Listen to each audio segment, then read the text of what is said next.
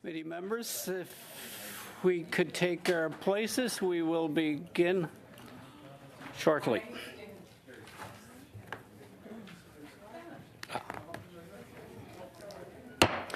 I call this meeting to order. The clerk has advised we do have a quorum, and all the witnesses that are appearing virtually have been sound tested and are okay to go. So, welcome to meeting number 83 of the House of Commons Standing Committee on Human Resources, Skills, Social Development, and the Status of Persons with Disabilities. Pursuant to Standing Order 1082, the committee is meeting on its study of the Canada Summer Jobs Wage Subsidy Program. Today's meeting has taken place in a hybrid format pursuant to the standing orders.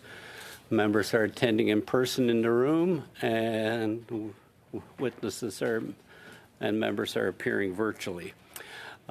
Please wait until I recognize you before speaking. You have the option to choose whichever official language you wish to speak in. Use the raised hand icon for those appearing virtually to get my attention. Translation should be available by selection on the bottom of your surface.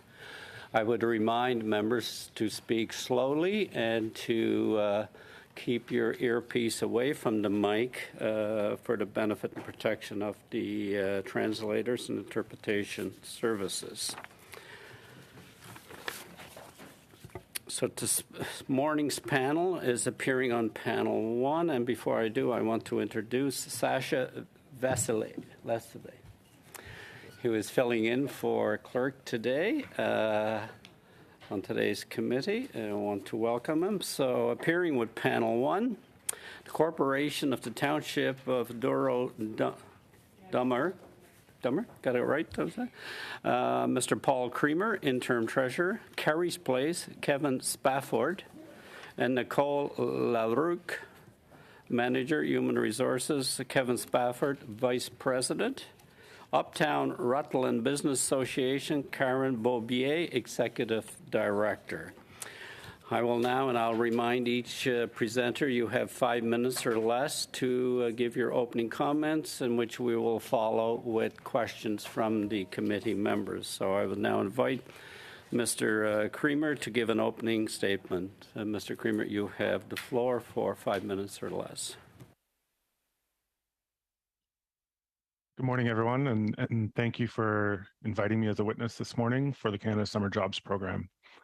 I'm going to first assume that I received an invitation to speak today based on my comments that I provided to Honourable Michelle Ferreri this past April when she contacted me to inform our township about our successful application and also our unsuccessful application. I should note I am the interim treasurer for the Township of Douro Dummer. We are just east of Peterborough, small township of about 7,000 people. I have 4 points to make.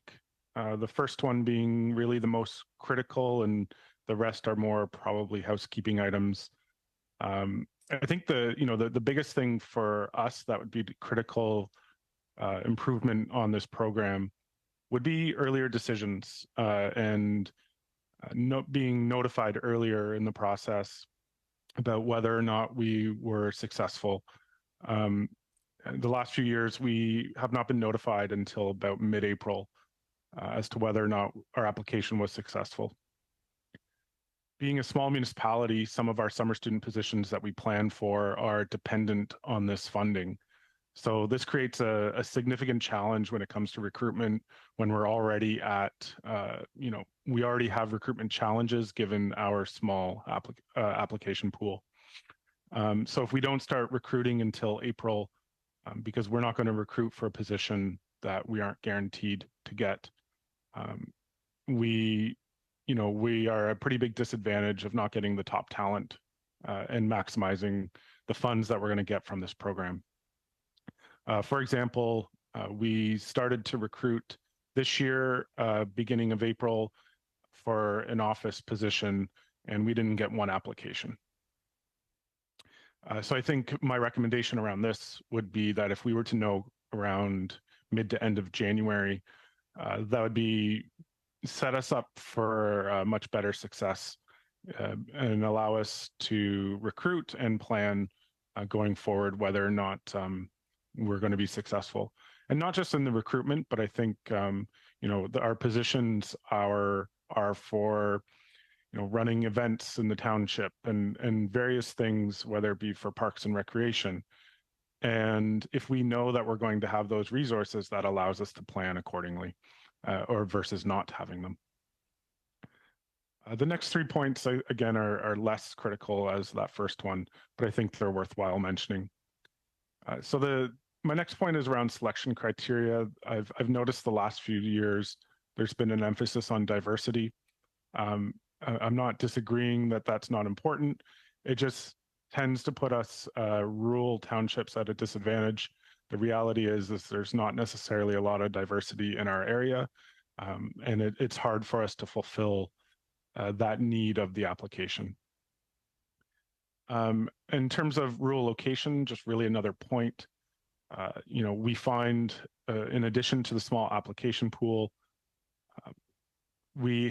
there's not a lot of people, not a lot of students who have vehicles. And so without public transportation, we have a hard time getting students who can even make it to our location.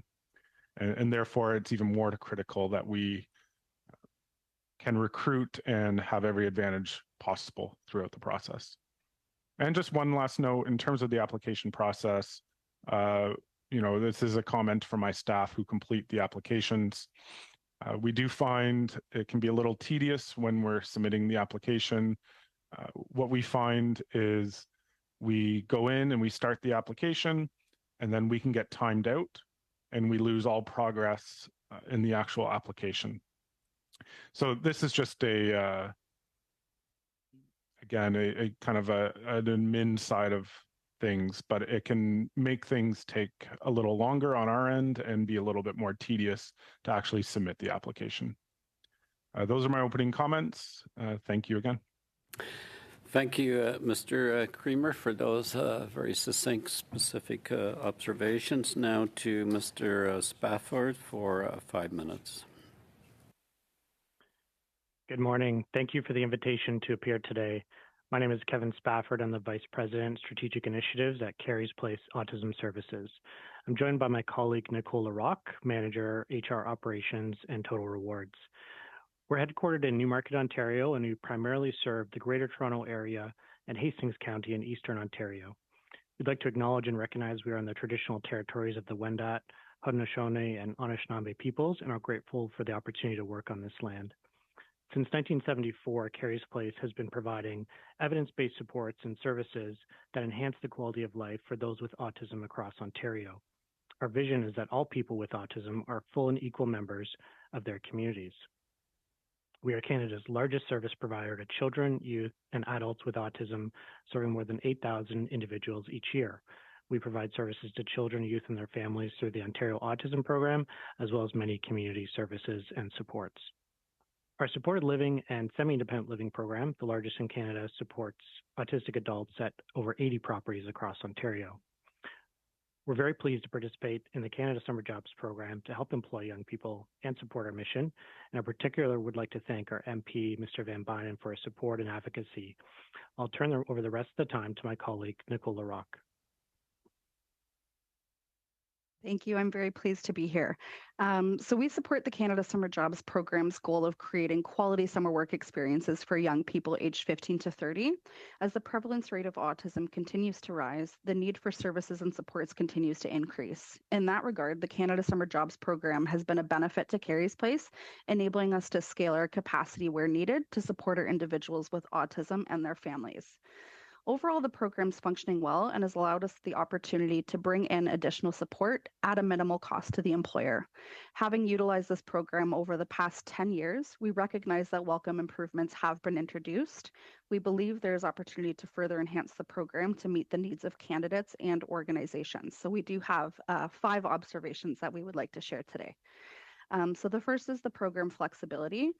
So the flexible parameters introduced during COVID, such as extended recruitment windows, longer placement durations, and enabling part-time hours, were canceled after COVID. The flexibility offered by these temporary parameters made the Canada Summer Jobs program more appealing to candidates and organizations and made recruiting easier. The next is the application process. So the process to apply for funding is based on constituency, making it a time-consuming process for community organizations with multiple locations such as Carey's Place to apply. The third is the job term lengths. So terms can be as long as 16 weeks, but Carey's Place is typically approved for the 8 to 10 week program, even though we've requested 16 weeks and we meet all the program application deadlines. The longer terms can benefit candidates who often prefer to work longer and also organizations that require more support. The shorter terms make it a challenge to onboard individuals and gain momentum in the few short weeks that they're employed with us. The next is timing of approvals. So frequently, the position approvals from Service Canada come with only a few days' notice, and opportunities are immediately added to the job bank, often without the necessary job information. This causes confusion among candidates and organizations who may not be instantly prepared. Given the time it takes to recruit, last-minute approvals mean we miss the first 1 to 2 weeks of the term, potentially losing candidates as well as funding. The last is wages and retaining youth. Funding covers minimum wage, and many agencies will use their own funds to top up the wages in an effort to provide more equitable opportunities for candidates. Due to Carey's Place being a nonprofit organization, we often don't have any additional budgeted funds to be able to offer attractive top-ups to minimum wage. I might cough 1 second.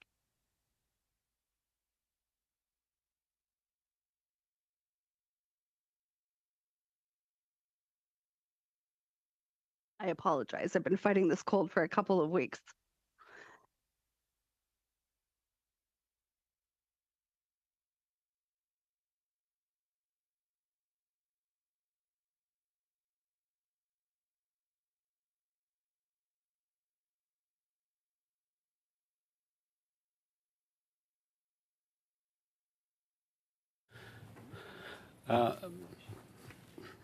Ms. LaRocque?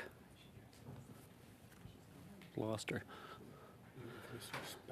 I'm happy to. I'll Okay. finish Would very you quickly, Mr. Chair. conclude? You've got only a few seconds, Mr. Spafford. Sure. Absolutely. And just to finish the minimum wage point, we're often not in a position to offer top-ups and also confirm whether a candidate will continue their employment after. So those are two factors we do think should be reconsidered. And overall, the issues that Ms. LaRocque mentioned caused us to have 13 approvals, but we were only able to fill 5 positions. So we do think that's a missed opportunity and worthy of consideration. So I'll close there. Thank you, Mr. Spafford. Now to Madame Beaubier for 5 minutes, please. Good morning, everyone, and thank you for inviting me to be here today. The Uptown Rutland Business Association, or URBA, is a business improvement association that was established in 2007. It is located away from Kelowna, British Columbia's downtown core, about a 15-minute drive. It is an area defined and mandated under municipal legislation. Rutland can be described as Kelowna's oldest, most established neighborhood with approximately 30,000 residents. Its business membership consists of 230 businesses and commercial building owners. These business owners can be described as hardworking, diverse, approachable, and authentic. Our membership breakdown consists of about 25% retail businesses, with an almost equal breakdown among restaurants, professional services, and services such as car repair. Our vision statement is Rutland Proud, to attract and expand development, business, and prosperity with pride and purpose. Our mission statement is Uptown, Down to Earth, to grow and strengthen Rutland's hardworking business community through authentic connections and strategic opportunities. We are accomplishing our promotion goals by broadening our reach and sharing our stories. We are accomplishing our advocacy goals by building a cohesive vision through open dialogue with our members and eventually plan to expand our BIA. We are building capacity by increasing our visibility and supporting our local businesses. We are increasing our connections by increasing our community contacts and shifting our approach with local and provincial governments to develop solutions. By advocating for a vision of Rutland, URBA wants to engage members, developers, and entrepreneurs. We conduct surveys and interviews to determine what types of support and resources our members want and need. URBA will continue to cultivate meaningful relationships to motivate dialogue. We see a shift in approach with municipal and provincial ministries from merely asking for answers toward actively working together to develop solutions, communicating a clear understanding of the possibilities and limitations to membership. This way, URBA can advocate for the possible. URBA will continue to promote business to customers, investors, and entrepreneurs. We want to celebrate and encourage the multiculturalism and diversity of Rutland by identifying opportunities to support multiculturalism and related key stakeholder events and sponsorships. URBA is working on identifying what types of businesses and missing amenities Rutland needs, and then develop a plan to attract them. We want to continue to work with the City and Ministry of Transportation to identify what URBA can and cannot do in terms of beautification. We want Rutland to be a visible, unique, and attractive place to invest. Our proudest accomplishment is our award-winning Uptown Mural Project, consisting of 22 large-scale murals located on the walls of commercial buildings within Rutland. Each mural has been painted by a different artist, coming from the Okanagan, throughout BC, and as far away as Montreal and Toronto. The objectives of the Uptown Mural Project consist of strengthening community engagement and involvement, boost the local economy and reduce crime, beautify, educate, and inspire youth through creation of public art. URBA sees Rutland as a community where businesses flourish and where they are sustainable in more difficult economic times. We also see Rutland as a healthy community and want to be engaged with the city and key community stakeholders in the visioning and planning for Rutland's future. Identifying infrastructure and transportation, especially when it comes to the flow and goods of people through Rutland. We are acutely aware of the community safety and security challenges that many BC communities are currently facing, and we are advocating all levels of government to take action immediately and begin to work collaboratively on how best to tackle issues such as complex care, prolific offenders, and attainable housing. We all know there are no easy answers. As a small organization, URBA has utilized the Canada Summer Jobs for many years, and it's an important part of how we are able to work on new and ongoing community initiatives each summer. I share the similar challenges and issues that my fellow witnesses have already mentioned, so I won't go into those. And in conclusion, I thank you for this opportunity to participate in this process. Thank you. Thank you, Ms. Beaubier. Thank you for your comments on this study. We will now open the floor to questions, beginning with Ms. Gray for 6 minutes, please. Great. Thank you, Mr. Chair, and thank you to all of the witnesses for being here today. My first questions will be for Karen Beaubier of URBA, the Uptown Rutland Business Association. So as you mentioned, you're part of a business improvement area, a BIA, and I heard both from yourself and also from the Kelowna, Downtown Kelowna Association and from others across the country who were being told that their funding model was changing as the federal government was classifying you as a public government entity, which was new. So can you tell this committee what you heard on this as well? Yes, I reached out to our Service Canada program, and I received an email from them on February 2nd, 2023, which said, "We have been instructed to mark your organization type for the purposes of processing your application as a public organization." I then emailed back asking them to look into our history, and we are not a public or for a public organization. I received an email back on March 2nd, 2023, which said, "Our instructions this year are to treat business associations and libraries that receive the majority of their funds from public budgets as a public organization for funding purposes only in the Canada Summer Jobs program only. There are many organizations that have had to switch to this new organization status for this funded program only. I am sorry for the abrupt change and the inconvenience it may cause. If you are approved for funding, the 50% of minimum wage will apply with no MERCs covered, unfortunately. How your organization was funded in the past does not apply. I was very surprised and confused as our funding has been approved for around the last 10 years. I became anxious that I wouldn't receive this funding as it is an integral to the success of our organization. I am a 1.5 person office that relies on the extra staffing during the summer months to assist myself with enhancing our marketing initiatives, running our social media, and assisting with the mural project. I didn't understand why applicants weren't informed of this change before we submitted our application. The rules were changing mid-process. I found this to be very unfair. Okay, well, thank you very much for that. It certainly must have been a shock to you. Do you have an indication why the government thought you were a public government-related organization? No, I didn't know why the government thought URBA was a public government-related organization.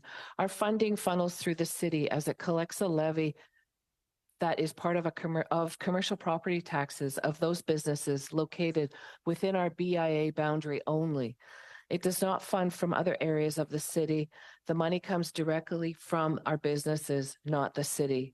URBA is a not-for-profit entity registered through the BC Societies Act. Great, thank you for that. And I know that back in March of this year, I had reached out to the minister directly myself, the Minister of Women, Gender Equality and Youth, and I won't just because of time read the letter here, but asking her to look into this urgent matter, and as it appears like it might have been, someone in the government that might have misunderstood or was reclassifying something that hadn't been indicated before. So on that note, can you maybe just explain sort of what played out afterwards, after we had started this advocacy and what you had seen occur? Once I received the email, I sent the whole email chain to the email chain between myself and the program officer to yourself and your office. And it was fantastic to have you react so quickly to this crucial issue for BIAs that all across Canada that this happens to. And you started making immediate inquiries to seek an explanation for the shift in classification. I was in ongoing contact with yourself and your office to give me updates. And both myself and my board of directors were very pleased with your proactiveness on our file. It meant a lot to have our voice heard. And as a former small business owner, we know, MP Gray, that you understand how important this type of funding is to the success of our organization. Great, thank you. I wanted to, just because looking at our time here, I wanted to go on to another topic, which is that the government scores organizations' applications and gives each organization points. And there are far more applications than there are the ability to fund them, and so the government, puts together these scoring points, and it does allow an MP to provide input on local priorities. However, it's only worth 10% of the scoring criteria. So, do you believe that a 10% value for local priorities best serves the community? No, I don't think that small percentage serves the community for local priorities on the scoring criteria.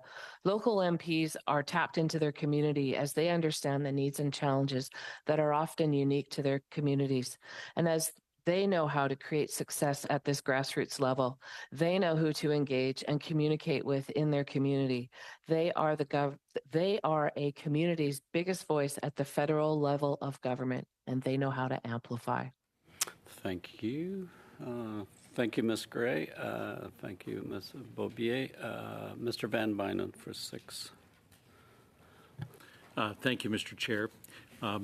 My questions will be directed towards Carrie's Place. First, I want to thank you for the invaluable support that you provide our communities on a not-for-profit basis, and I certainly appreciate having spent the time at your office to get a better understanding of how the Canada Summer Jobs Program is working for you.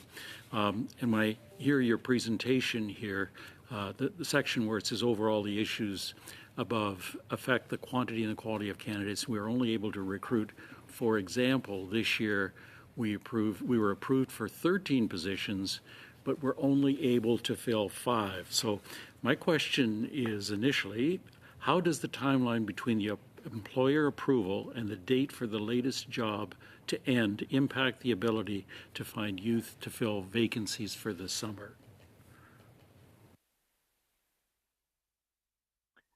Thank you, Mr. Van Bynen. Do you mind just repeating the last part of the question there? Sure. How does the timeline between the employer approval and the date of the latest job to end impact the ability to find youth to fill the vacancies for the summer? Thank you. If she's able to, I'll ask my colleague to answer. I know she's been having some coughing issues, so I'll step in if not. I think I'm okay. Thank you, Kevin. So yes, so a lot of the challenges we do experience is that, so it's like I said, it's the timing of when we receive that approval, and then the length of time it actually takes us to go through the recruitment process here at Carey's Place. So normally, most of the time we'll get an approval, say on like a Friday afternoon, and the job effective date is the following Monday. So then, we've kind of got to get on board with our own recruitment processes at that time, get the job posting up, and do all that stuff on our end. Meanwhile, the job's already been posted on the job bank at that time, and we're already starting to receive inquiries from candidates for a position that we haven't even posted on our own internal sites at that point. So that's where we run into some challenges with the timelines. Could you speak to any other challenges that you have in finding youth to fill the positions? And have you received sufficient applications, and are the skill sets that you're looking for reflected in the applications that you're seeking? Yeah, I mean, for the most part, I would say that the candidate pool is small. I do believe that a lot of the things that we've stated, such as our challenges with maybe being able to offer a decent wage on top of the minimum wage, can pose a big challenge for us. Excuse me. And then again, some of those timing issues, because I think there's still this misconception that this program is for students, but it's youth. And so depending again on when we get those approvals, we're missing the window of when college or university graduates might be ending school and kind of looking for that kind of first foot in the door opportunity. So when we're getting some of the older youth that, are well out of school, I think a lot of the jobs are deemed a little bit more entry level, and then we're not offering the wages that are kind of competitive enough to match kind of the skill set that they are bringing to the job. Yeah, I think that definitely poses a challenge for us. You had mentioned that you'd like to see a broader audience of job seekers and more flexible candidates for the organization. Could you expand on that? Yeah, so I think when we had the flexibilities in place during COVID, again, because it's not just a program for students, we were able to broaden the type of candidate we were bringing in. So even if it was more student-based, we were able to offer part-time opportunities to people who might have been doing courses over the summertime, or those people who were finishing up school in August. They were able to start in September, and we had those longer durations of placements available. So we were approved for lengthier placement opportunities, which again was more appealing for some of those older aged youth in the higher 20s up to the 30 age category. It is very challenging to find people to come in for kind of just an 8-week contract without it being specifically focused on a student population. So you mentioned some concerns about the constraints in terms of the timelines, et cetera. My question would be would you be able to work with a flexibility that talks about you're approved for so many dollars or so many hours, And if that's one student full-time for 16 weeks, or 2 students part-time, or 2 students for 8 weeks, or 4 students part-time, is that something that you could manage inside your organization to be within the overall parameters of the program, but with the flexibility to manage that program more effectively to meet your own needs as opposed to meeting the needs of the organization that's providing the funding? It's an interesting suggestion. And I think it would really depend, because I think a lot of kind of what you're suggesting, it would change kind of the application process, right? So right now, like I mentioned, we have locations across Ontario. So I'm often kind of gathering all the interested applicants and I'm placing them into constituencies. And so I guess I think it could be challenging. I think it could work. It's hard. It's so hard because we have usually 10 to 12 constituencies that we're applying for at any given time. We have some programs that are specific. Thank summer. you. Thank you, Mr. Van Bynen. Thank you. Madame Chabot, à vous la parole pour 6. You have the floor for 6 minutes. Thank you, Mr. Chair. Thank you to our witnesses. Thank you for being here with us. And thank you for talking to us about your experience with the Canada Summer Jobs Program. My first question is for Mr. Creamer. If you... Well, first of all, I do understand that your organization is especially located in rural areas with the attendant difficulties in terms of the program, and also given the context of rural regions. My question is, if you did not have access to the Canada Summer Jobs Program, would that have consequences on your organization and the projects that it carries out? Trying to figure out how to get the interpretation. If you go to the bottom of your surface, there should be an interpretation icon. Click on it and choose the language of your choice. Yes, it's a symbol of the globe. Yep. Yeah, now I got it. Do you have it? Okay. Yeah. Madame Chabot, do you want to repeat your question? Je vais répéter, Monsieur le Président, mais I will repeat my question, Mr. Chair, but I would like to have my 6 minutes, please. I wanted to know, so I'll go straight to the question. If you did not have access to the Canada Summer Jobs Program, what would the impact be for your organization in terms of the projects, in terms of the young people, and in terms of your community?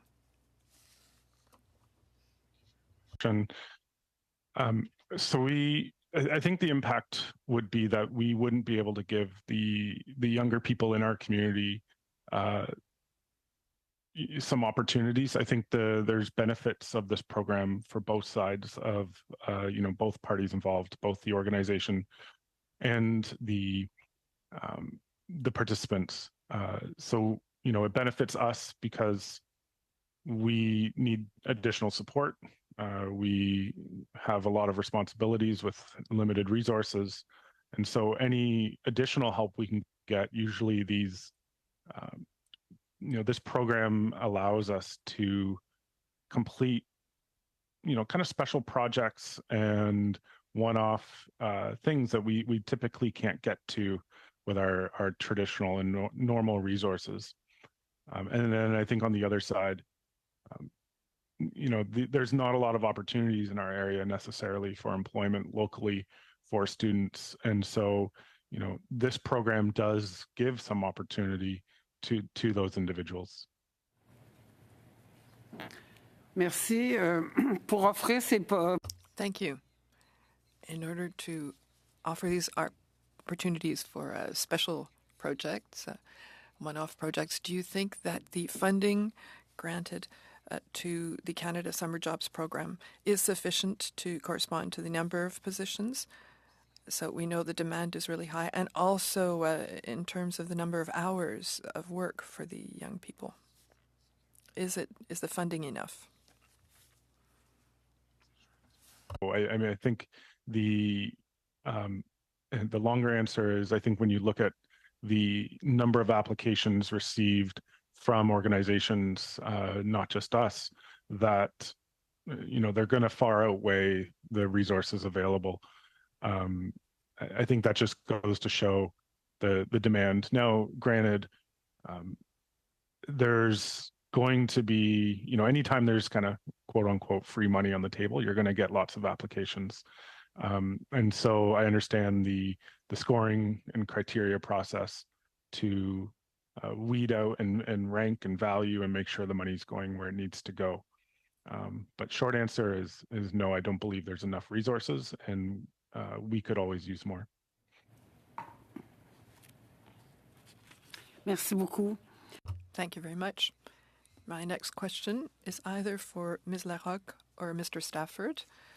Congratulations on your commitment. We know that we really need organizations like yours who are supporting people on the autism spectrum. Madame Larocque, you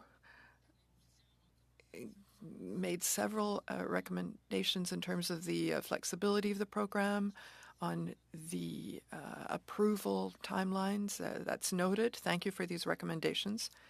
You spoke, and we were able to witness the fact that the program has been conceived for 10 to 16 weeks, and you're making a request for longer job term lengths, but the response is to approve 8 weeks. Does that have an impact, the fact that you're approved for 8 weeks in relation to the length of the time that you need people for the service providers and for the young people? It impacts our ability to recruit. I don't think, even if we could offer a little bit more on top of the minimum wage, I don't think a lot of people are interested in 8-week contracts. As I mentioned, it doesn't give them the chance to really get involved with Carrie's Place at the level we would hope that they would be able to in such a short period of time. And so when we've been able to offer like some of the flexibilities, when we were able to offer a little bit longer terms, I think it was a very valuable opportunity, not just for us, but then for that employee as well, to then be able to we were able to keep a few people during COVID. It just gave us more time to work with that person and help them build their skills in that longer period of time. So I do feel like it impacts just overall, like I said, the quantity and quality of candidates that we get when we're posting for an 8-week contract. Merci, Madame Larocque. Thank you, Madame Larocque. Well, you know that the Canada Summer Jobs of last year, compared to the pandemic program of the preceding year, was made smaller. The budget was decreased by 30% for the majority of our ridings, and that's a lot given that the demand is greater. There are demographic consequences. There is also the effect of inflation. And we saw that in the cuts, it was made through the number of hours given for each position. So do you believe that in our current context, that for the Canada Summer Jobs program, the funding should be increased?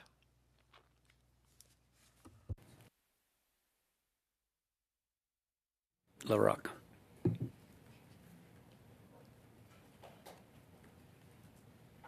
Madame Larocque, you're on mute. Do you want to give a short answer to Madame Chabot? Oh, sorry about that. I do believe that it should be increased. Again, I think if we can offer longer durations, we would have a better opportunity getting people in the door. Merci, Madame Chabot. Madame. Thank you, Madame Chabot. Thank you, Mr. Chair, and thank you so much for the witnesses today. I'm going to direct my questions to Madame Larocque at first. Madame Larocque, this Canada Summer Jobs program, as you've talked about, does have a focus on the youth that are being employed, and it's so wonderful to hear how you say that engagement often carries on after the summer jobs, and I think that's one of the objectives. One of the objectives of a quality job from this program is that the employee remains with beyond the period of the Canada Summer Jobs Agreement. So a couple of things I wanted to ask you about. One is you mentioned in your opening statement about having time to do onboarding. So I'm wondering if you could tell us a little bit about how important it is to have the onboarding time. And then on the back end of the job, if there is more education that could be done around tax, how to file taxes, what entitlements some of your employees would be entitled to as far as tax deductions or tax credits. So in terms of onboarding, I think we do have a pretty rigorous onboarding process here at Carey's Place. And so we want to make sure that when people are coming in the door that we have the opportunity to give them the proper training, not just about the job that they're employed for, but as well an overall understanding of Carey's Place in general. And that includes, review of our policies, a lot of different mandatory training. So it can be a good week where we're kind of spending just onboarding someone and getting them introduced to the organization, which again kind of plays into that when we're only getting 8 weeks, we lose a little bit up front there of time with that person. And sorry, the second question was about taxes. Well, this question is part of the objective of the summer jobs grants is to transition young people into the workforce, into the labor force. And I'm aware of a number of young people that don't understand the entitlements they have on income tax. Let's say, for example, the disability tax credit, they don't know they're able to apply for it. I'm just wondering if you have any insight around tax filings for your employees when they're done their terms. You know what? I don't think I have any specific knowledge on that, Kevin. I don't know if you do. I know we do provide information around filing of their initial tax forms, obviously when they begin their employment. And I know, Ms. Zarilla, you asked this question to previous witnesses, and we would certainly be happy to provide information flow through from the government around taxes and entitlements. We would definitely see that as a value add for the employees. So we would be happy to pass that along. We don't currently provide that above and beyond their normal, tax filings that they need to make to CRA in terms of the source deductions. That'd be great. Okay, so Madame Larocque, just coming back to you, you obviously see a lot of candidates that come through. And so I noticed in the data that we got at the beginning of this study was that 2/3 or the majority of the placements are women and girls. And I'm wondering if you could give some insight into that. Do you see that same gender split playing out? And why do you think that happens? Honestly, it seems to just be a trend for the type of sector that we're in. So the developmental services sector in general just tends to be quite female heavy. It's certainly, it just seems to be a trend, honestly. I don't know. I'm not sure what else to say to that. It is quite female heavy. I think when you're looking kind of, again, not to be, but I think it's just that caregiving side of things. We do get a higher population of women applying to these positions, but the same consideration is given to all applicants through our recruitment processes. So we do obviously base our recruitment on skills, experience, and meeting the qualifications of the job posting itself. So it is just the way it seems to have panned out over the years.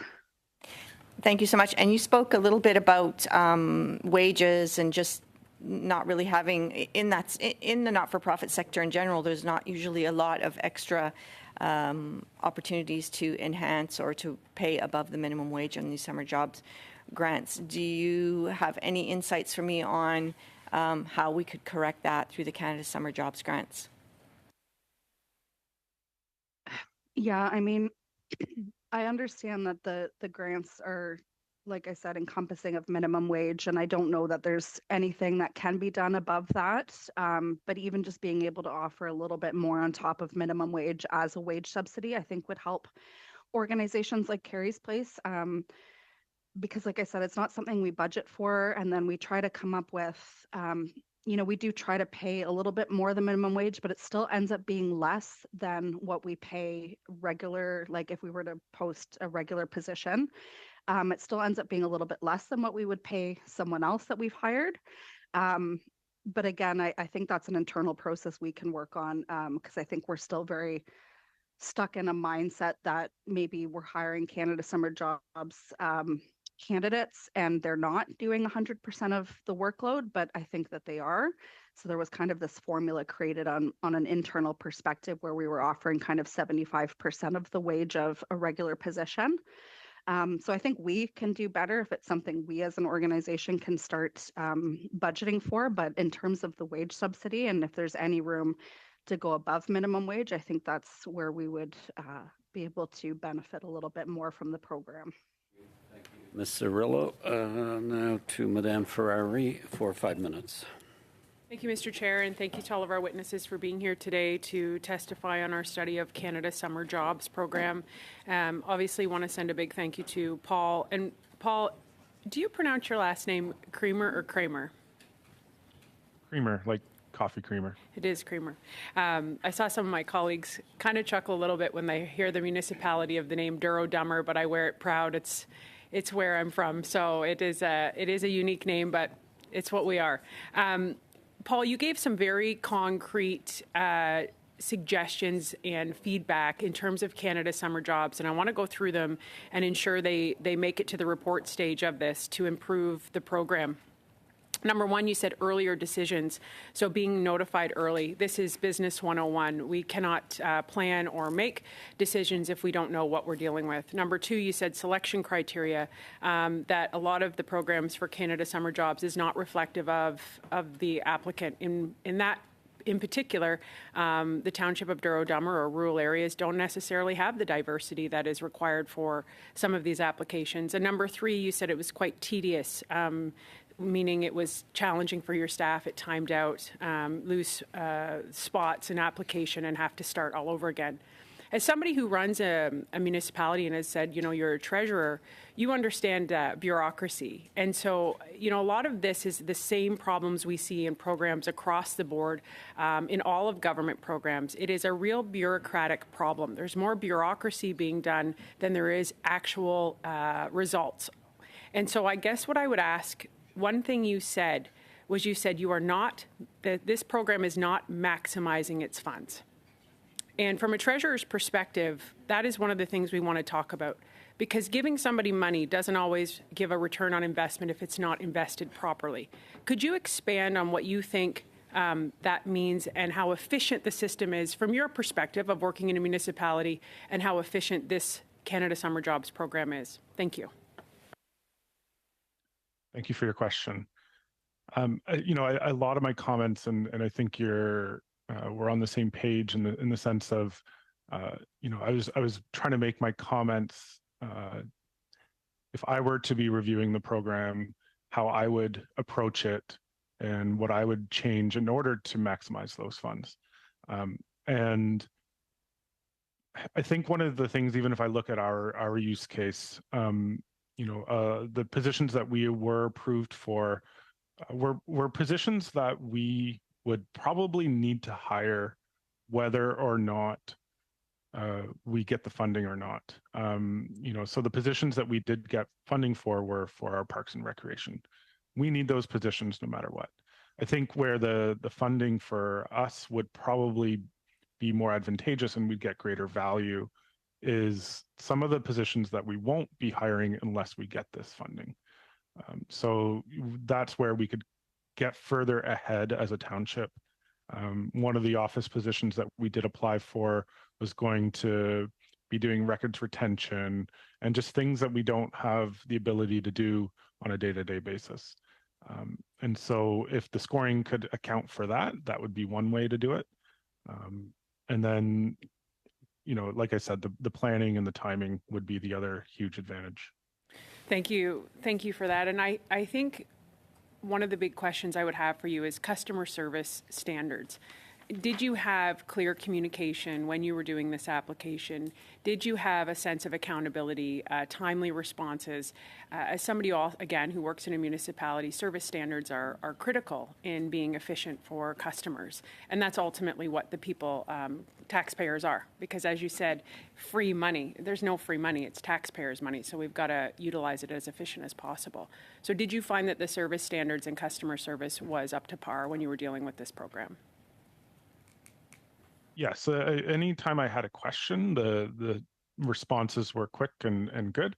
The challenge was, my question, I think mid-March was, when are we going to get a response?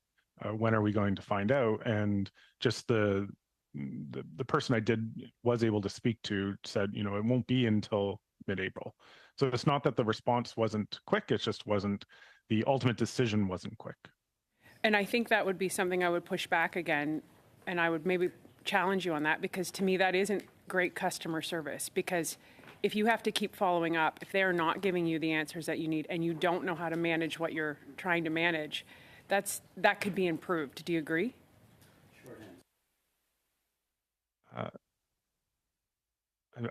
I'm not sure how to respond to that. It would be nice to get a response sooner, a decision sooner. Thank you, Ms. Ferrari. Ms. Hefner, for 5 minutes. Thank you very much, Chair. And I would also like to thank our witnesses for being here today. One of my favorite parts of the Canada Summer Jobs Program is the amount that local MPs can have a real engagement with the local organizations, and during the summer we get to visit and see some of the students that are working in those jobs. This summer, Ontario Sailing is in my riding, so I got to go visit Ontario Sailing, and their Canada Summer Jobs student, Rachel Green, qualified for the Pan Am Games, so I'd just like to give her a little shout out here as they start those competitions in Chile, and I hope she does well. And the other thing I noticed in that office was that several of their more advanced staff were Canada Summer Jobs students in the past. And I found the same thing at different employers I went to. They had really engaged Canada Summer Jobs students, but they also had people who had been Canada Summer Jobs students in the past that were now some of their core employees. And I think some of the witnesses talked about this as well, the success of the program. And I'm wondering if I can go to each organization and ask whether you think that that should continue to be the goal of Canada Summer Jobs, to provide these sorts of opportunities and learning experiences for students, or should we also look at the labor market and what local communities need in terms of workforce? So maybe either Mr. Spafford or Ms. Larocque, you can start. Thank you for the question. I would say the latter, that both are important, certainly the opportunities for youth, but also looking at the local labor force and what's required. Both are important. And Mr. Creamer. I would agree that it's important for the youth. I can look back at my individual experience, and my career today is where I am because I was offered a summer student position with the town of Whitby way back when. So. And Ms. Bobie, I have to tell you, I know Rutland very well. My in-laws live there, so I'm a fan if you're part of Kelowna. Well, come by for a mural tour anytime. Will do. I agree with my counterparts here today, both aspects of it. For example, here in Rutland and Kelowna, we are having an extreme construction boom. And so looking at the labor issues here would definitely be helpful. And my second question for each of you, I mean, we've heard a bunch of examples of how things aren't working quite as well as they possibly could. I'm wondering if we simplified the process so that if each organization had an amount that they were awarded during the summer, and then you had more flexibility in terms of how many students you hire, how long they worked, and when they started. If you had that flexibility, would that resolve a lot of these issues? Maybe start again with Mr. Spafford. Thank you. As Nicole mentioned to a similar question earlier, it would be certainly a significant departure from the current process where we're approved position by position. But I think that would likely get us similar to how the flexibility was offered during COVID, where we were able to offer more flexible positions. So that is, I think, something that we would need to work through of how it exactly would work.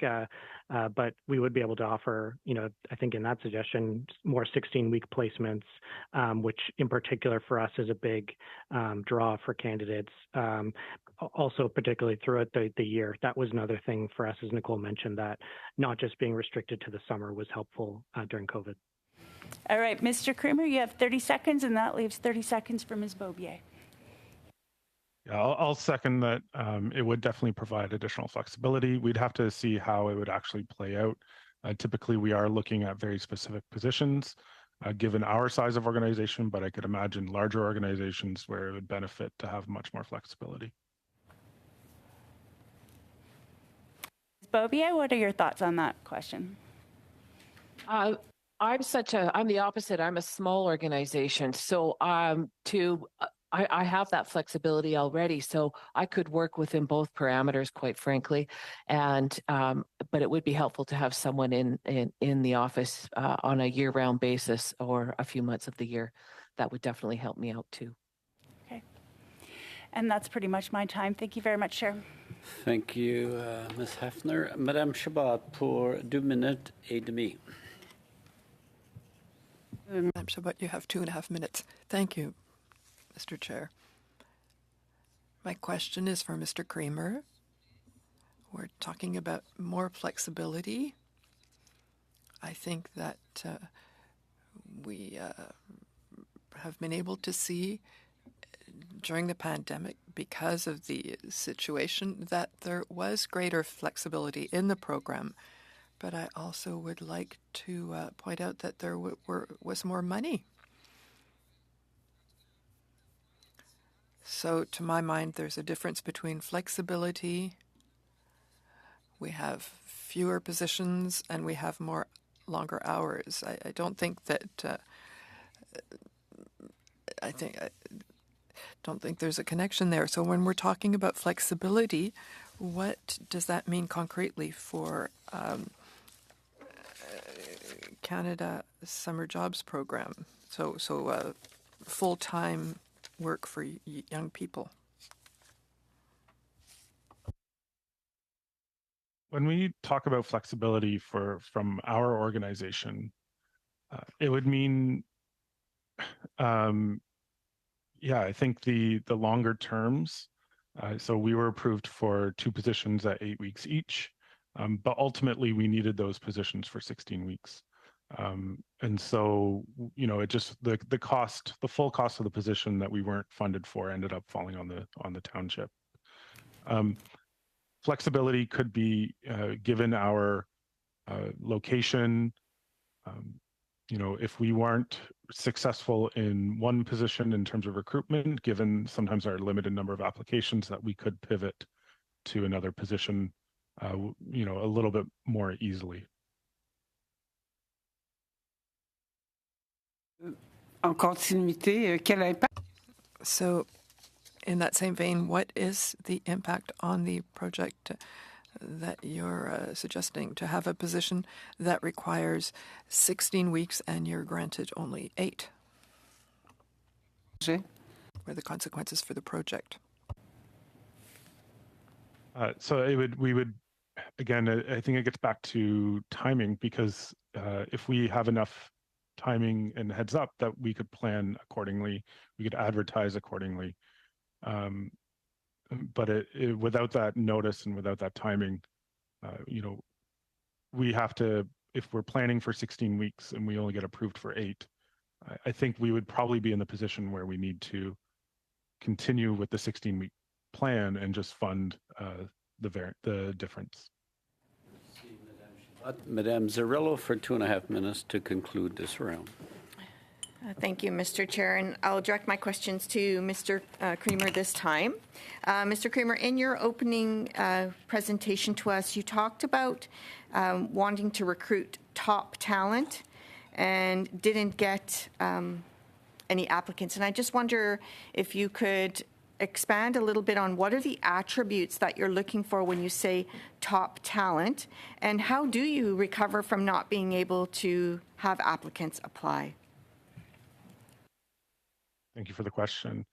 I think every position is going to be different in terms of top talent, but you know, anytime I've hired, I want to be able to go through multiple applicants to see who's going to be the best fit from experience and who can contribute to our goals and meet our objectives of the position, and also be a good fit.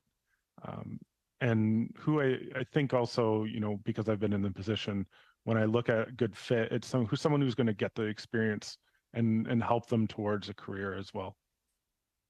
When we don't get the applicants, or we only get one, it just, you know, last year we just canceled the position. So you canceled the position because you didn't get what you were looking for. One last question then, something else you also mentioned was that, that again, you didn't get that many applicants. So my question is, like, what do young people do for work in your town? I've never done a study necessarily on it. I would think many young people are staying kind of if they're going off to school or university. But I'm not sure we've gotten the true reflection of what the potential applicant pool is because of when we are advertising so late in the game. Advertising, you feel advertising, the lateness on the advertising is impacting your quality of top talent? Yes. Madam, I want to thank the panelists for the first round for appearing and providing detailed information on the study matter. We will now suspend for a couple of moments while we transition to the next panel of witnesses. So we'll suspend for 2 minutes.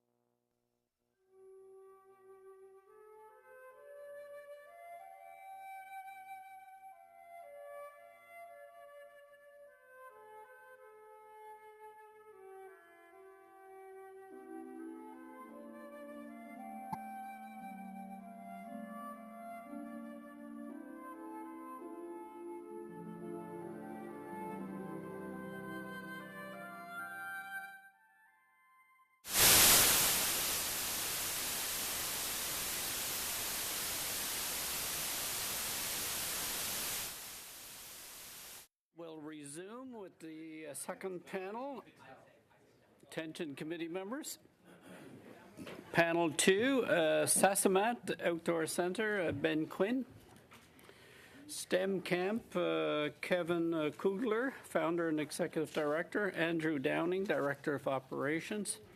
From the YMCA of Southwestern Ontario, we have Krista Gillespie, Vice President, Youth Engagement and Employment. Mr. Downing is appearing in the room with us, so I welcome those appearing on screen, and I would remind those appearing on screen, please speak slowly in the official language of your choice. You have interpretation services available by using the icon at the bottom of your surface. We will now begin with a 5-minute opening statement from Mr. Quinn from the Sasamat Outdoor Center. Did I get it correct, Mr. Quinn? Sasamat? Yes, that's correct. Thank you. For 5 minutes. Thank you very much, everybody, for the invitation to appear before this committee. My name is Ben Quinn, and I am the operations manager at Sasamat Outdoor Center. Sasamat Outdoor Center is an accredited member of the British Columbia Camps Association, and we have been in operation since 1986. So we do have camping routes on this lake, Sasamat Lake, going back to 1962 as our former camp name, Camp Wallace. We are also a member of the Association of Neighborhood Houses of British Columbia, a nonprofit community-based organization and one of BC's oldest registered charities, established in 1894. Situated on beautiful Sasamat Lake, Sasamat Outdoor Center is surrounded by enchanting natural forests that make the setting ideal for personal learning and growth. We offer a variety of day camp and overnight camp programs for children and youth ages 4 to 15 years old. Our facilities and programs include high ropes challenge courses, canoeing, kayaking, rock climbing, archery, shelter building, and a number of traditional summer camp programs that you'd expect to see at an outdoor summer camp. Our staff are well trained, passionate about outdoor education, child development, and we strive to make every camper feel valued and included. Sasamat has been fortunate to be a recipient of the Canada Summer Jobs Wage Subsidy Program for many years now. As a summer camp, we naturally attract youth in their early years of high school or post-secondary on our staff team. On average, we employ between 40 and 50 youth per summer who meet the criteria of the Canada Summer Jobs Program. As a nonprofit organization, we have been very grateful for this program. The funding we receive makes a huge impact in offsetting our overall costs of running these camps, and it's an essential piece of funding that helps keep our programs affordable and accessible to as many families as possible. Like many camps across the country, in recent years, Sasamat Outdoor Center has been financially vulnerable from the impacts of COVID-19 and subsequent rising costs across all areas of our operations. This year, we were hit with another financial hurdle when we received our funding from Canada Summer Jobs. It was unexpectedly less than half of what we received in the previous year, and about half of what our average funding amount has been in the last 5 years. We understand from follow-up conversations that there was less of a pool of funds to go around our area this year. However, as a nonprofit who has come to rely on this funding year over year, this was a difficult challenge for us to overcome. Needless to say, we are very thankful that this program exists, and we hope it continues on for many years to come. And I want to thank you for your time, and I'm happy to take any questions that you have now. Thank you, Mr. Quinn. We will hear from our next two groups, then we will go to questioning. So who's speaking for STEM Count? Mr. Kugler, you have the floor. Thank you very much. Greetings, everyone. My name is Kevin Kugler, and I'm the founder and executive director of STEM Camp, which is a registered Canadian not-for-profit since 2015. I'd like to introduce you to Andrew Downing, who is our Director of Operations and is with you in person today. Thank you for the invitation to testify before this committee. STEM Camp has participated in the Canada Summer Jobs Program since 2016, and to my knowledge, we're one of the largest participants across Canada having employed approximately 2,028 summer staff during this period. STEM Camp is a summer day camp that provides programming in the areas of science, technology, engineering, and mathematics. In 2023, we operated in 54 locations with 12,416 enrollments. In total, 55,906 campers have benefited from attending STEM Camp, and this is an opportunity that would not exist without this program. The Canada Summer Jobs Program has made significant improvements since STEM Camp first participated in 2016, and these include, but are not limited to, the ability to duplicate and edit grant applications, receive final project payments in a much more timely fashion, and having only one project officer assigned to an organization instead of one officer for each project, which is significant for an organization the size of STEM Camp. While these improvements have been noteworthy and appreciated, I would like to respectfully submit some suggestions for program enhancement based upon our experience. Number one, we recommend allowing an organization to refill a position after an employee quits or is terminated for cause without sacrificing the subsidy. Currently, if a worker quits after 4 weeks and a new employee is hired, the subsidy cannot be used for either worker because they have not achieved the 6 weeks minimum employment requirement. This causes the organization undue financial hardship. It should also be noted that unfortunately there is an ever-increasing trend of youth not fulfilling their contractual employment obligations, and I'm sure my colleagues Ben and Krista will attest to that fact as well. Number two, declaration forms. They can't be submitted until the employment start date. For STEM Camp, this results in manually submitting over 400 forms on the very first day of camp. If you've ever been to camp, camp is very busy the first day. It would be helpful to be able to submit these forms when the employee is actually hired, which would also result in receiving advances prior to the first pay period. Currently, by having to wait to submit declaration forms on the first day of employment, employers must wait, sometimes for 3 pay periods, before the advance is received. This places an organization the size of STEM Camp in a significant financial deficit for many weeks. Our recommendation is to allow the declaration forms to be submitted as soon as the employee is hired.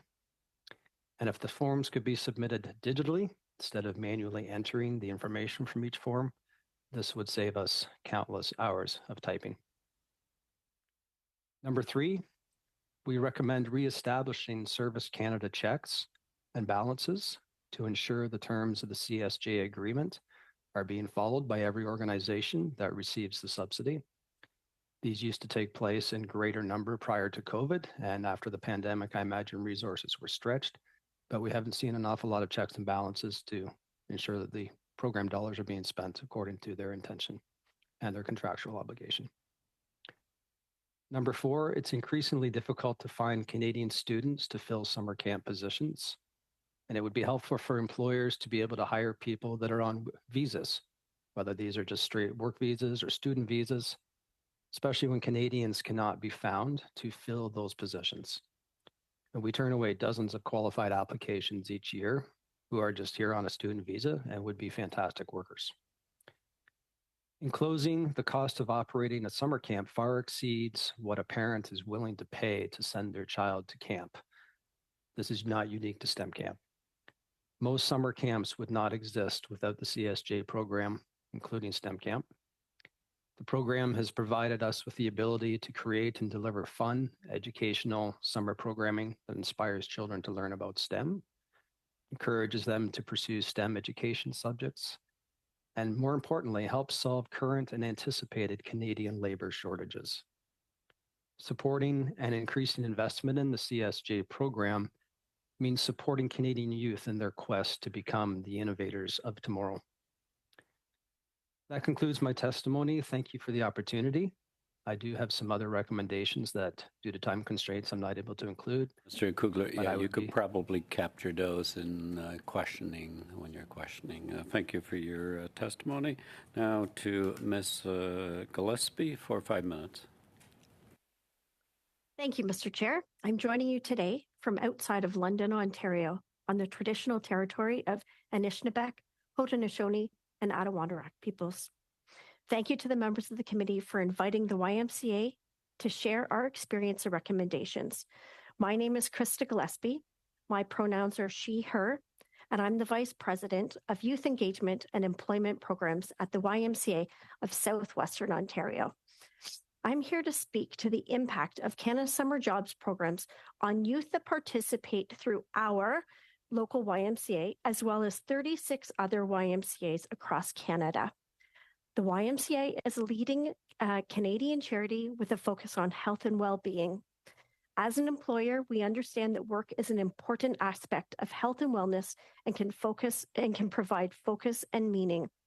At the YMCA, through Canada Summer Jobs Program, young people are engaged in high quality, high value, and meaningful work experiences.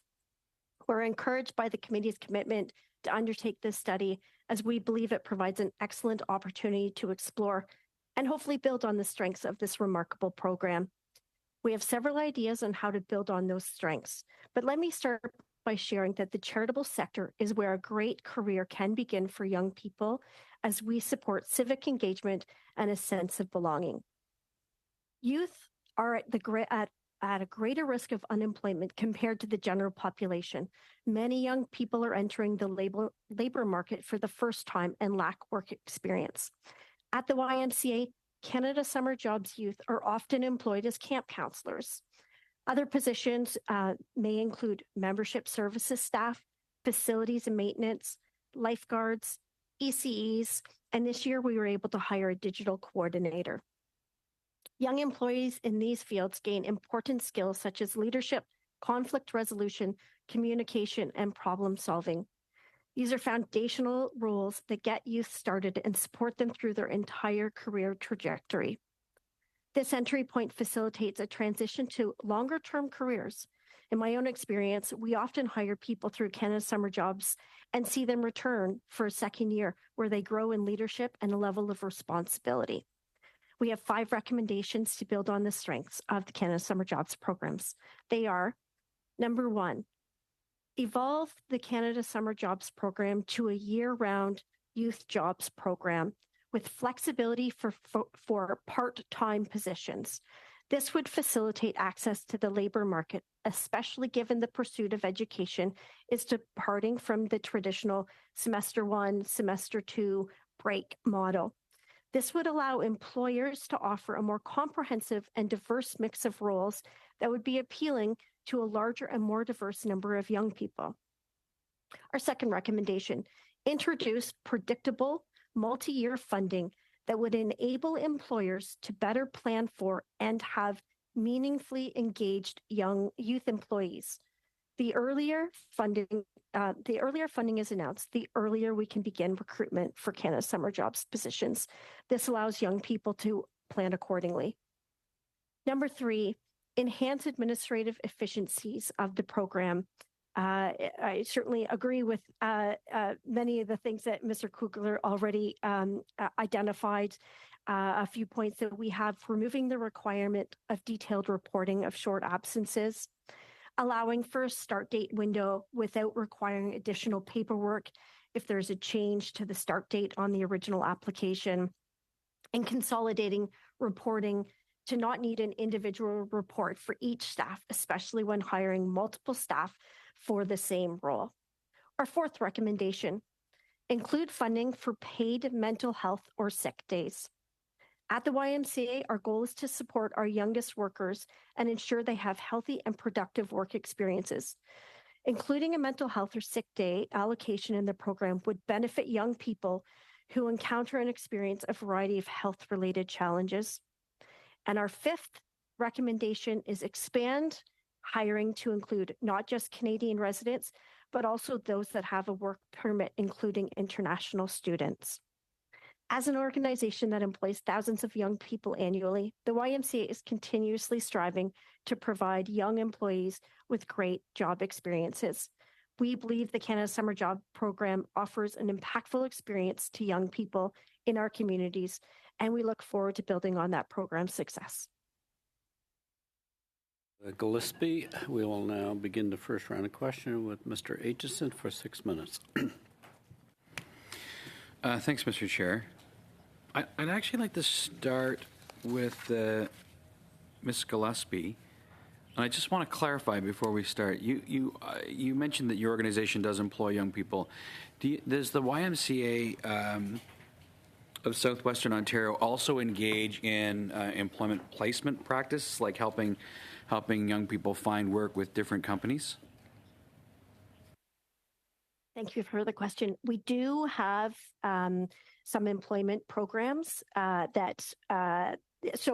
short answer, yes. We do have separate employment programs that do help support youth and people with identified barriers into work. Essentially, they're pre-employment training programs. Okay, that's great. Can I ask then, as part of that program, do you where I'm going with this is that the YMCA of Simcoe Muskoka actually engages with employers in the region, and they try to address the existing needs and that kind of stuff. Is that something that your Y does as well? I would say yes, we do. Okay, that's fine. Where I want to go with this then is, and I've asked this question once before.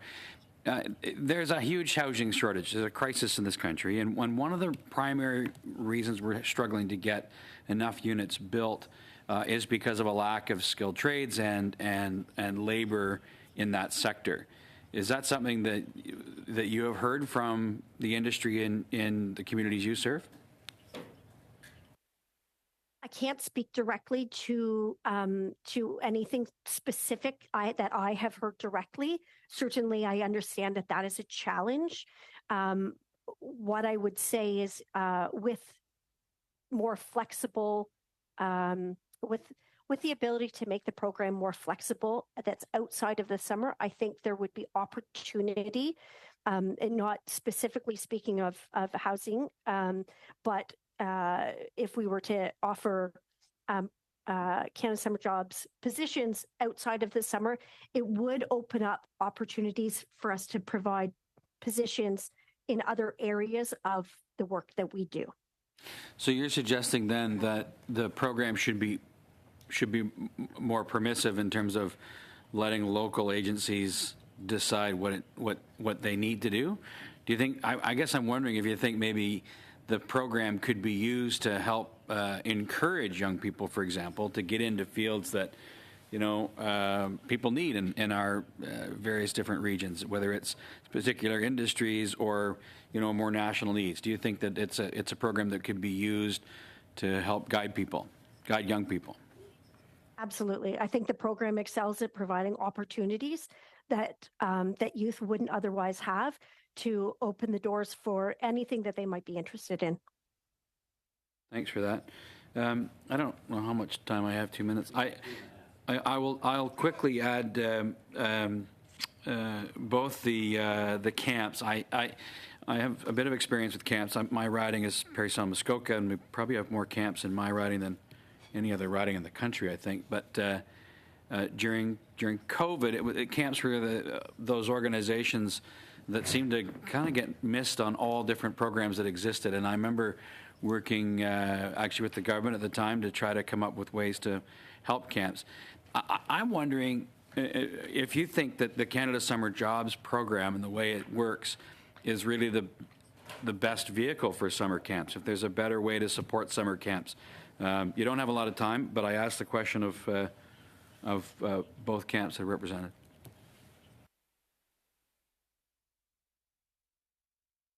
Starting with Mr. Quinn, then I guess, right. Or whoever. Okay. Oh, okay.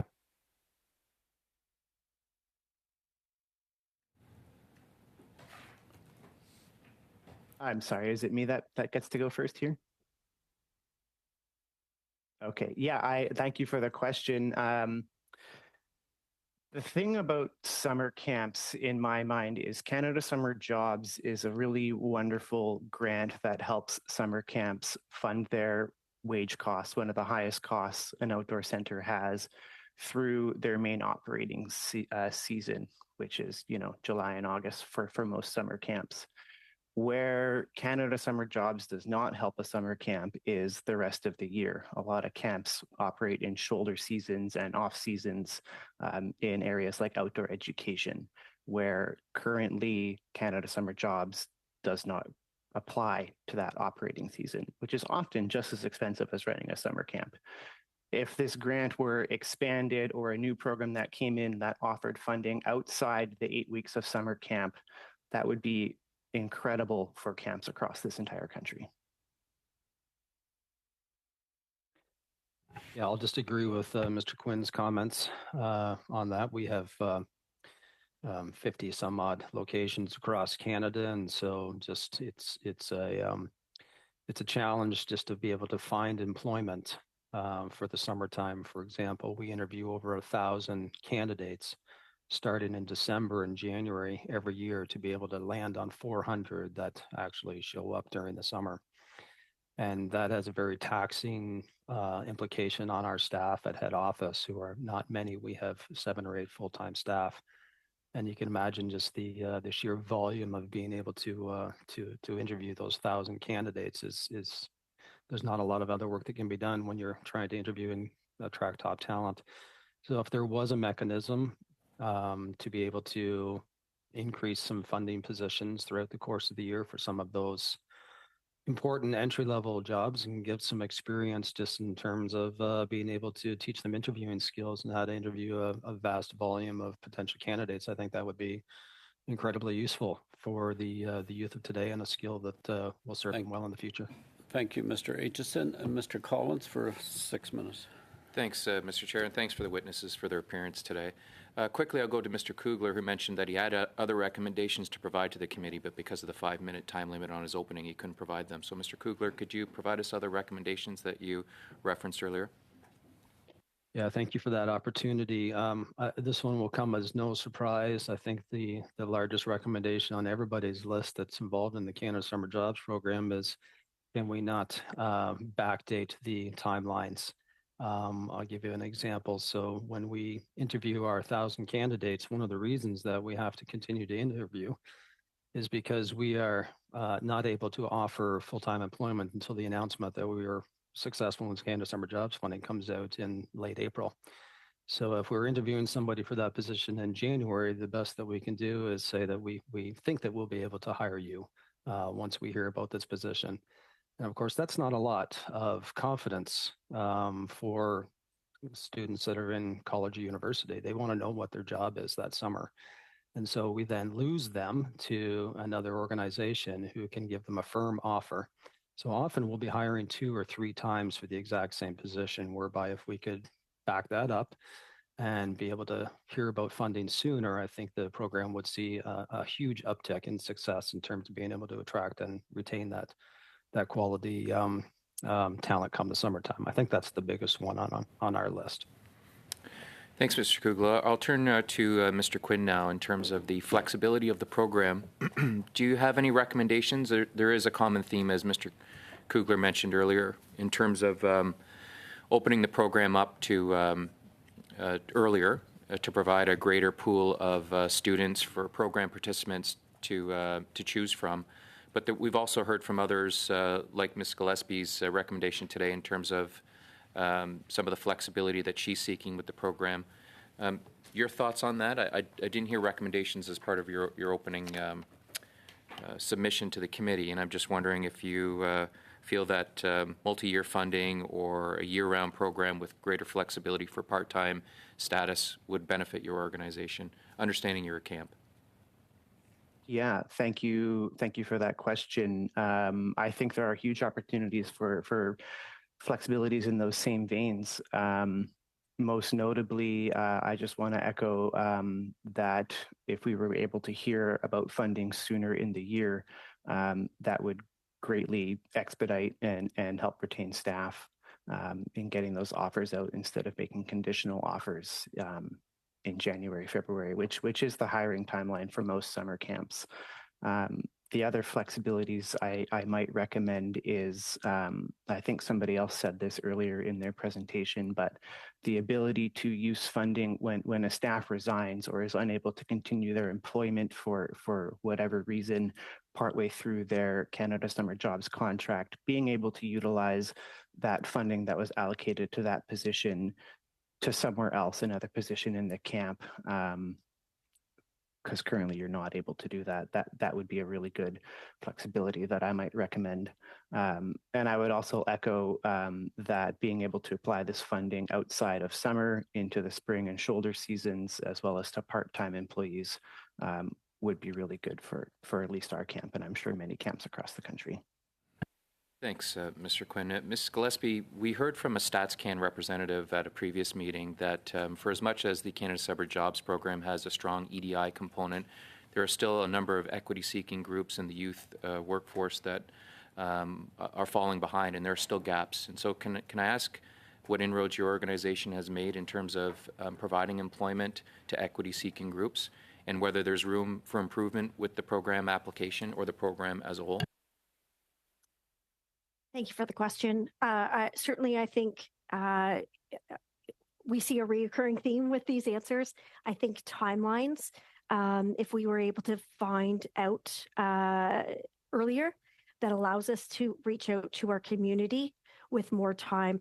Certainly at the YMCA, we are building partnerships, we're building relationships with equity deserving groups in order to make sure that we're getting job postings throughout our community and other community agencies in order to do a fair and equitable recruitment process across our communities. So I think we are making inroads. Certainly think that we have a ways to go, but having the ability to know earlier would allow us more time to reach out to our communities further. Mr. Kugler, I've got about 30 seconds left. Do you want to answer that same question? Yeah, I'd echo those comments by Ms. Gillespie as well. One of the strategies we have is we reach out to friendship centers and we provide them postings for summer employment. But friendship centers and working with ADF and MI space requires time, and it requires the ability to go and make friends and talk to people and establish relationships. And you can't do that within a few weeks. We were lucky this summer. We were able to do a camp at Six Nations, but it took us a few months to be able to pull that off. So I would echo backing it up and giving us more time, give us the opportunity to make those connections. Thank you, Mr. Collins. Madame Chabot pour cesse. For 6 minutes, Madame Chabot. Thank you very much. Thank you to our witnesses. Very good recommendations and food for thought that you've given us. My first question is for Mr. Quinn, who provides day camps and also camps with nights also in natural environments for our youth. Good opportunity for the young campers and also for the young people working in those camps. So you told us that you had difficulty dealing with the funding cuts of more than 50% in the program. Can you speak to us about the impact on the camps in terms of the number of positions or the number of weeks? What was the impact for you of these funding cuts in relation to the previous year? Thank you for that question. So typically we employ between 40 and 50 youth who would meet the criteria for Canada Summer Jobs in any given summer. And on average, we receive from Canada Summer Jobs approved funding for roughly 25 to 30 of those. This year, we received, in terms of real dollars, about half of the funding that we received in the previous year. And on average, based on our 5-year average, it was a little less than half of what we would normally expect to receive. The impacts on the summer camp are not seen by most because we're going to run the summer camp and we're going to employ those youth regardless, especially because when we receive notice of the funding so close to the start of summer camp, we don't have time to make big operational changes on such short notice. Where the real impact is seen is on the overall financial budget of the nonprofit. So, in terms of dollars this year, the funding cut equated to approximately $75,000 that we were expecting to receive. And so in an entire fiscal year, now we have to find a way to absorb that cost. Because we're a nonprofit, that means finding other funding or finding ways to raise fee for service, which directly impacts, of course, the users of our camp. So that's the impact, I would say. Diriez-vous, Monsieur? Mr. Quinn, would you say that the camps that you offer are essential for the functioning of the organization in the context of your mission? Absolutely, yeah. Our mission is enriching lives through learning and playing in the outdoors, and our summer camps are an absolute essential function of what we do. And part of that, at least half of our operation revolves around summer camp, and the rest of it coming from shoulder season operations. Donc, vous seriez favorable à ce que le financement soit rétabli? So you would like the funding to be reestablished or increased to continue the work of the program? Yeah, and I think, there's obviously a lot of factors that go into, how much funding a certain organization receives. And so I think my feedback there might be if an organization is going to be receiving less funding, maybe there's less funding to go around in a certain area, communication in advance to know that you might not receive what you have been receiving in advance, so that we may have some time to plan around that.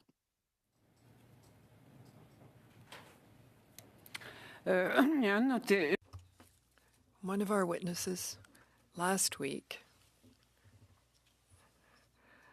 who also offers camps, told us that it was important, and this is in terms of the 8-week positions, to have funding for more weeks, because in specialized camps you have to train the young people for the work that they will have to do for the camps. And now, because of the schedules or the number of weeks that are granted, that can put the project at risk. So if you have 2 positions and you only get 1 for 8 weeks, so that things have to be cut.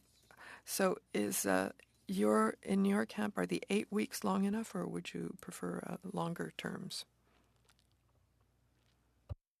Yeah, thank you for that question as well. I would say that for most camps in BC, an 8-week contract is not long enough for a standard position. Many camps offer 1 or 2-week training programs that are full 40-hour, 35-hour, 40-hour training programs that are often not included in a grant for these positions. So you multiply that payroll cost by 30, 40, 50 youth that you're employing, and that's just a cost that the camp has to absorb in order to train your staff adequately to run these camps. So I would love to see contracts of 9 or 10 weeks, specifically for summer camps programs instead of the 8 weeks. Yeah, thank you. See Madame Chabot, Madame Zerillo for 6. Thank you so much, Mr. Chair, and thank you, Mr. Quinn, for your testimony today. And I was the member of Parliament that had to make the phone call to say that your funding had been cut by 50%. And I maintained the share of the funding, right around 10% is the SASAMAT funding. but it wasn't a nice conversation, or it wasn't a nice news I had to deliver on such short notice, as you said. We didn't even know as members of Parliament until days before that this was happening, and I share the concerns that one of my other colleagues mentioned. You get news on a Friday, and I tried to get a hold of you on the Friday because I didn't want you to go into the weekend, and then Monday you get an email from the central office. So anyway, I just wanted to give you the time to share any additional recommendations you have for us, because I think we've heard loud and clear that 8 weeks isn't enough. We know for sure that 50% cut in funding really impacted communities and not-for-profits like yourself and charities. And so, I just wanted to give you this opportunity to say if there's any other recommendations you would make at this time, so it's on the record, because this is our opportunity to make the Canada Summer Jobs Grants program better.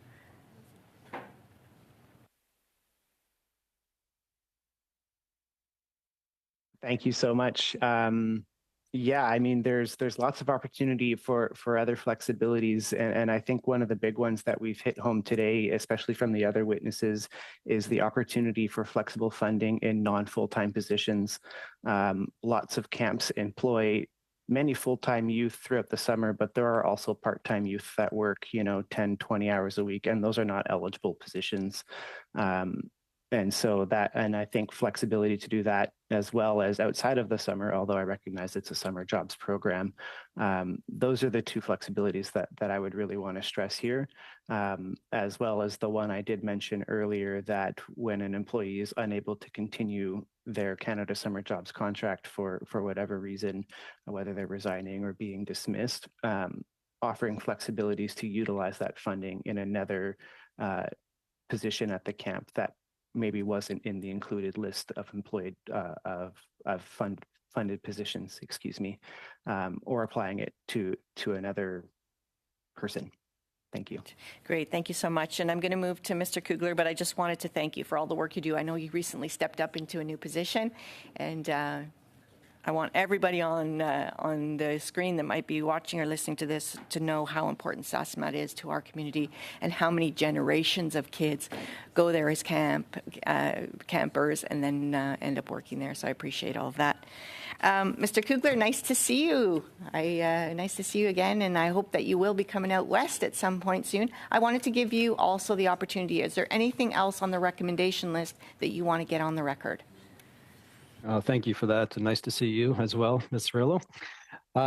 Actually, I'd like Andrew to talk about this a little bit. Madame Chabot talked about, what happens, what are the implications when full funding or close to full funding is not received. And from a training perspective for STEM Camp, that means the difference between being able to train a staff adequately for 5 days, perhaps in person, and switching to a virtual, which is a lot cheaper. And there's a real implication of that in terms of what we see in customer service calls and supporting staff once we get into the summer. And Andrew is our director of operations, I think, can speak to that a little more coherently and with more expertise than me. So Andrew, would you mind commenting on what you see? Sure. Thanks, Kevin, and thanks to the committee for allowing me to appear here today. Absolutely. It's very impactful, the amount of time that we had to train our staff. Last year we were able to do 5 days in person. That was really a test for our company to see what the impact would be for the experience of campers, the experience of staff. That was a 5-day in-person training session.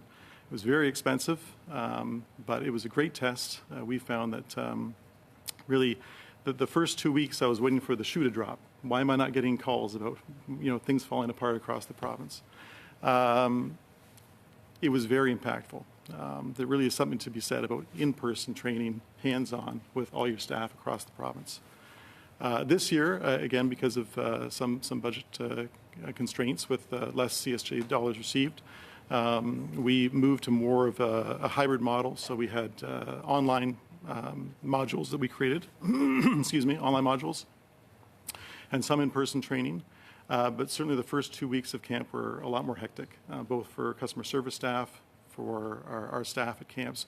And a lot of that came down as well as to the actual staffing levels at camp, because where we had 8 to 10 positions covered, In previous years, we were working with 5 or 6. So it's a real challenge. Having more dollars available for training would be very impactful for our business, for sure. Certainly for the experience of kids at camp and for the staff that are there to take care of those kids. 15 seconds. Great. And I wonder if you could just comment on the number of applicants this year. Did you see a change in the applicants now that we're post-COVID or kind of post-COVID? I would say a slight uptick, yes. Certainly in 2021, even a bit in 2022, certainly fewer applicants. I would say for this past season, the 2023 season, we did see a slight uptick. But still, we find that's very challenging starting in January, starting camps in July with 400 staff. There's some challenges there. Thank you, Ms. Cirillo. Ms. Falk, for 5 minutes. Thank you very much, Chair, and I'd like to thank each of our witnesses for taking the time to be here and sharing your testimony, because your firsthand experience with the Canada Summer Jobs Program is very valued as we undertake this study. Mr. Kugler, I was just wondering, you had made a comment in your opening remarks regarding reestablishing Service Canada checks. I was just wondering if you could explain what that looked like, and have they not come back at all post-COVID? Sure. Thank you for the question. So as I mentioned, we've been doing this since 2016, so I'll go all the way back to that year. There used to be a series of checks where Service Canada would call our office and request for me to go out to sites across the province and to meet with one of their representatives as well as the staff, and they would have one-on-one meetings with myself or with the staff. And over time, I would request that I didn't have to go out to 50 different locations during the course of the summer because it was a little timely and cost prohibitive. But the other thing that Service Canada used to do is call our office, and they would ask for copies of pay slips and proof that the recipients of the program were actually getting paid according to the terms of the contract. And this adds a certain amount of extra work to my staff, of course, but I think it's important from a taxpayer's perspective to know that those dollars are being adequately and properly disseminated for the intention of the wage subsidy. And in the last couple of years, my staff are telling me these visits are not really happening, and there's not a lot of checks by Service Canada anymore. And I have a sneaky suspicion it's just because after the pandemic, it takes some time to build up some resources at Service Canada to be able to do that, and it takes a long time by that office to be able to follow through. But that's been our experience, and we'd like to see some measure of increased controls for the program. Okay, thank you. I want to ask you as well, because you have been accessing this program since, I think you said 2016, have you noticed the application process to have stayed the same, or has it gotten easier? Is it in plain language? Have you noticed a difference at all in the application process? So my experience will be based on the size of our organization, and perhaps Ms. Gillespie might concur with me here, but it used to be I would spend 4 weeks in December over my Christmas holidays writing individual applications across 50 some odd constituencies in order to meet the deadline. When the copy and edit function came into the GCOS system to be able to copy one application and edit it for another constituency and then, modifying it slightly, that probably saved me about 75% of the time that it took. So I think there's been some improvements. And certainly the introduction of the GCOS system has been a godsend in terms of being able to adequately file and adequately track applications. That's been fantastic. So I think there's been marked improvement in the years with my experience. So would you say that the launch, when the launch of the application process happens, that there's enough time provided to complete that? Given what you would just suggest, or the suggestions you just said of the copy and paste and that type of thing, is that still adequate and enough adequate time to apply? Absolutely, it is. Yeah, we prepare ahead of time. We do our homework with the with all of the information. So we're ready ahead of time. So by the time the application period opens, we seem to be able to get it done within a week. So in my opinion, I think there's more than enough time to be able to write those applications. Mr. Quinn, what about yourself? Just given that you may be a smaller organization as opposed to STEM camps. Yeah, thank you very much. Comparatively, I mean, in terms of size, we can often write that grant application within one day. It's a 1 day event for us over here. We do spend a few days beforehand preparing and writing the application separately, and then we're often able to go in and just get it done. And it hasn't ever really been a huge issue for us. Thank you. Okay, thanks. How about Ms. Gillespie? Yes, thank you. Not much to add. Certainly, we have seen those improvements that have already been noted, which were more than welcomed, and has certainly streamlined the process significantly. And we have ample time. Thank you. Mr. Coteau for 5 minutes. Oh, thank you very much, Mr. Chair, and thank you to all our witnesses for joining us today, and thank you for the work you do to help young people get the experience that they need to really transition into the workforce with experience and a bit more knowledge about a specific career they may choose. Miss Gillespie, you talked at the very beginning about, and I really appreciate the fact that a lot of your emphasis was on the development of young people by going through the program, and your testimony seemed to focus on young people and how the program could respond to them. And your recommendations, the 5 you made, really spoke to, like everyone else, how do you improve the program, administration, pieces like that. But it did really position around young people. You did mention that mental health and sick days. Do you have any statistics or numbers in regards to what that looked like for what it looks like for an organization like yours? How many would be required? And the second part to that question, I know during the pandemic, during COVID, there's a lot of challenges for young people. Did you see this program, if it was in operation during the summer, during that time period? Was it something that actually contributed even more so to the well-being of young people from your experience? Thank you very much for the question. I'll start with apologies because I don't have specific statistics. Certainly, it is something that we track through our HR, and so I could certainly provide something at a further date in terms of number of absences. But we have seen marked changes in our staff and our young and our youth as they come back to work, both through the pandemic and then post-pandemic. We are seeing a change in the needs of our younger staff. We're seeing that working 5 days a week, 40 hours, sometimes is too much for them. It's too much of a challenge. At the YMCA, we do have 2 paid emergency days for employees when they need to take a day off or have an appointment or just need a mental health wellness day. I think it's important that we start recognizing the need for a work environment that supports taking care of themselves. So I think, though I don't have specific statistics, we have seen a move not only for a reduction of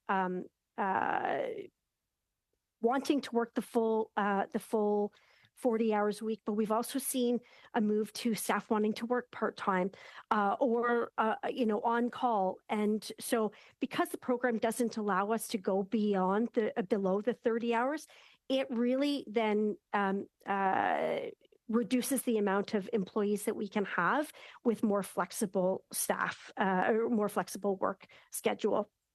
Have I answered your question? Yeah, you know what? That was a great answer. Thank you so much. And I do appreciate the recommendations you made. So thank you so much. You did, actually, I'm going to ask you one other question. if I can get a quick answer so I can go on to STEM camp. But you mentioned international students. Can you talk a little bit more on why you picked that as a recommendation from, what are you seeing out there that actually speaks to that, to feed into that recommendation? At the YMCA, we have newcomer service programs. We support adults to come in, so we support them through just community connections as well as language. We also we have a number of programs that help to support newcomer youth. And we see the limitations of their opportunity to become involved in their community through employment, depending on what their status is. So that's why we recommend having a broader opportunity for all. Thank you so much. Mr. Kugler, you mentioned that over the course of, I guess, the whole winter break, you were filling out these applications. How many positions do you actually get? Like, how many did you get from 2023? I might ask Andrew to answer that. Across 50 locations, I think we had 406. Andrew, does that sound right? Positions filled? Yes, we requested 490 positions. We received funding for 386, but we were able to fill 340 of those positions. So is your organization for profit or is not it for profit? Not for profit. And so over I've run out of time. Has ran out of time. Thank you. Mr. Coteau, fascinating discussion. It is 1 o'clock. That's our allotted time. Well, before we do, I just want to remind 4 o'clock today is the deadline for the witness list for your study, AI. With that, committee members, the committee has adjourned. And thank you for the witness appearing online and in the room for your dedication to your organizations and appearing here with good testimony. Thank you so much. You can now exit if you choose. Merci beaucoup.